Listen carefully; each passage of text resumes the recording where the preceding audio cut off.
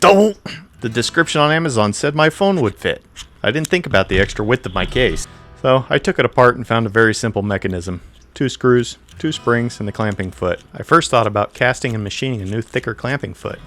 Then moved to the thought of making some longer screws. But that would take hours. It sure would be nice to be able to fix this with the stuff I have on hand. About that time it hit me like the smell of old circuit boards. I had exactly what I needed in one of my many junk drawers. As someone who sees usefulness in almost everything, I have a hard time throwing away anything with life left in it. Because of this, I have not one, but many junk drawers filled with old fasteners. After a few minutes locating the appropriate junk depository, I found what I was looking for. This little drawer filled with motherboard standoffs. In just a moment I was rewarded with a single brass standoff with the right threads. However, I needed 2 matching ones to make this work. A second foray into the hoard netted me 2 matching aluminum standoffs with the needed 3mm threading. It would seem the 3mm version is not as common as some of the other thread pitches. This small addition was all that was needed to make it open just wide enough to hold my phone.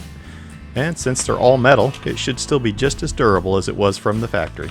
And there you go, a super simple and cheap fix for a phenomenal bit of equipment. Don't fret if you don't have these on hand, 2 shakes of the credit card will make them magically appear in the mail. You should probably get a 100-pack assortment to put in your junk drawer for the next time such an occasion arises.